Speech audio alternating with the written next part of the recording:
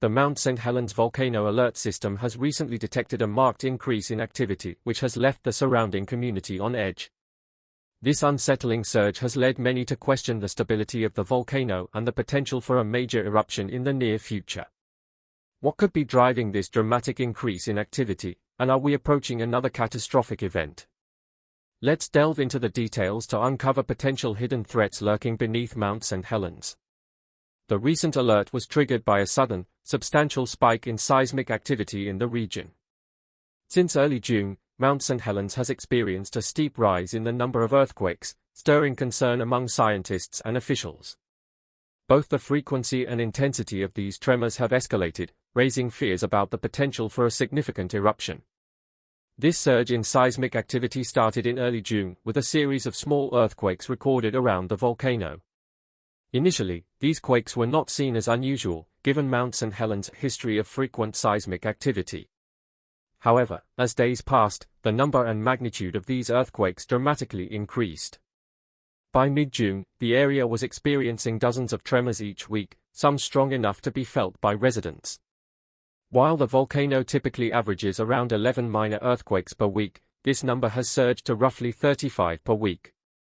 The United States Geological Survey, USGS, has been closely monitoring this increase in earthquake frequency. Their research attributes the earthquakes to magma movement beneath the volcano.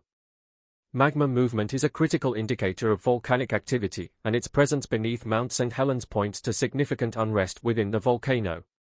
Studies suggest that magma is shifting into the volcano's shallow magma chamber, located about 2.2 to 4.3 miles below the surface. This movement is thought to be driving the rise in earthquake frequency. Similar episodes of unrest have occurred at Mount St. Helens approximately every 5.5 years. Although these episodes of increased seismic activity are not uncommon for Mount St. Helens, the current activity is the most notable in the past 10 months. However, this doesn't necessarily mean an eruption is imminent, but it remains important to keep a close watch due to the unpredictability of volcanic behavior. To fully understand the current situation, it's essential to examine the dynamics of the magma chamber beneath the volcano. This chamber is where magma collects over time, gradually refilling as magma from deep within the earth moves upward into it, a process known as magma recharging. The recent increase in earthquake activity directly reflects the movement of magma into this chamber. As magma moves, it fractures the surrounding rock, generating earthquakes. This movement is a clear indication that the volcano is experiencing a period of unrest. Despite this, scientists indicate that the magma is still at a depth where it does not pose an immediate threat. While the magma chamber is recharging, it is unlikely that the magma will reach the surface in the near future. Episodes of similar unrest, involving heightened earthquake activity and magma movement, have occurred at Mount St. Helens without always leading to an eruption. Mount St. Helens has a long history of episodic unrest. For example, between 2004 and 2008, the volcano experienced a series of eruptions, each preceded by increased seismic activity and ground deformation similar to current patterns. Yet, not every episode of unrest results in an eruption. In many cases, the magma moves into the chamber, causing earthquakes but eventually stabilizes without reaching the surface. How does the current activity compare to past events? Located in Washington state, Mount St. Helens is known for its catastrophic eruption in 1980, which remains one of the most significant volcanic events in U.S. history.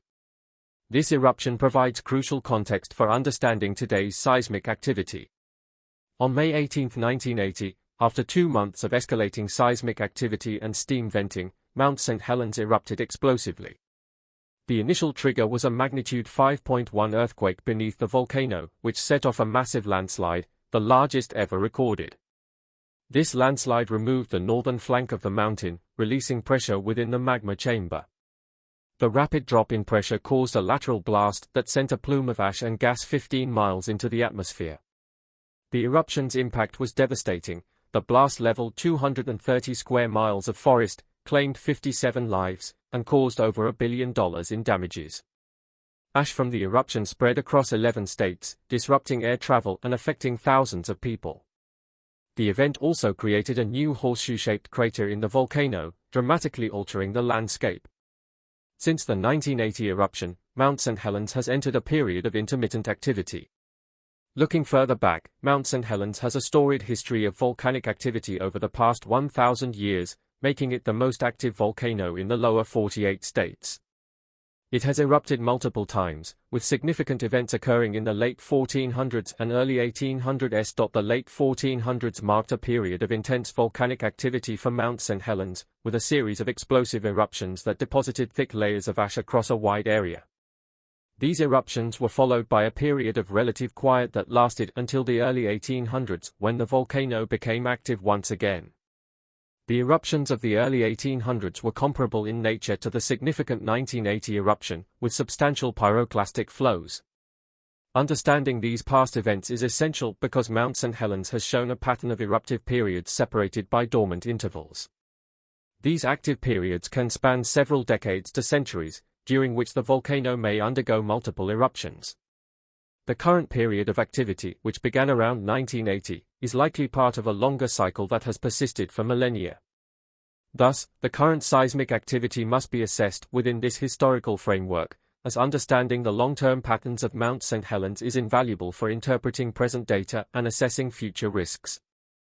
The catastrophic eruption of Mount St. Helens in 1980 has become an iconic case study in ecological recovery and resilience.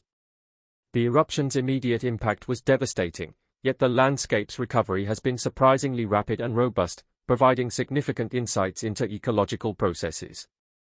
In the immediate aftermath of the eruption, the area around Mount St. Helens resembled a barren moonscape, blanketed with grey ash and strewn with fallen trees, seemingly devoid of life. Remarkably, within just a few years, signs of recovery began to emerge.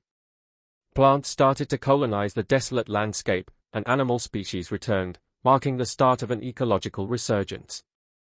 Lupins, among the first plants to establish in the ash-covered terrain, played a crucial role by stabilizing the soil and creating favorable conditions for other species. Over time, a diverse range of flora re-established itself, transforming the once lifeless area into a thriving ecosystem. Small mammals, insects, and birds gradually repopulated the area, followed by larger animals like elk and deer. This natural recovery has allowed scientists to study the resilience of ecosystems in response to catastrophic disturbances. Ongoing research at Mount St. Helens continues to reveal fascinating insights into the dynamics of ecological recovery, with Spirit Lake being a particular focus.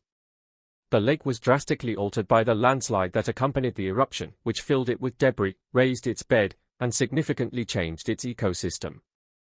Researchers have been especially interested in the rapid pace of life's return to Spirit Lake. Within a few years of the eruption, bacteria and microbes began to colonize the lake, followed by plankton, insects, and eventually fish. The lake's ecosystem has rebounded in unexpected ways, with certain species adapting to the altered environment. One intriguing mystery involves the rainbow trout population in Spirit Lake, where the fish have shown unusually rapid growth, maturing 3 times faster than those in other lakes.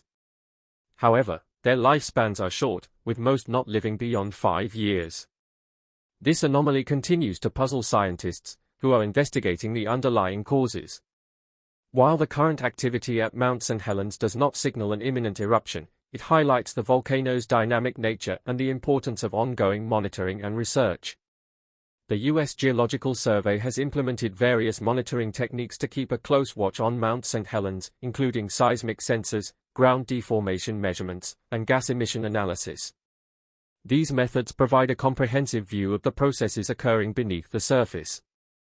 Ground deformation, which can result from magma moving into the volcano's chamber, is one of the most telling signs of volcanic unrest, as it causes the ground above to swell. However, scientists have observed no significant ground deformation at Mount St. Helens thus far. In addition, scientists monitor gas emissions from the volcano, as changes in levels of gases like carbon dioxide and sulfur dioxide may indicate that magma is moving closer to the surface. So far, there have been no significant changes in gas emissions at Mount St. Helens. While the increased seismic activity is noteworthy, experts agree that it does not currently pose a significant threat.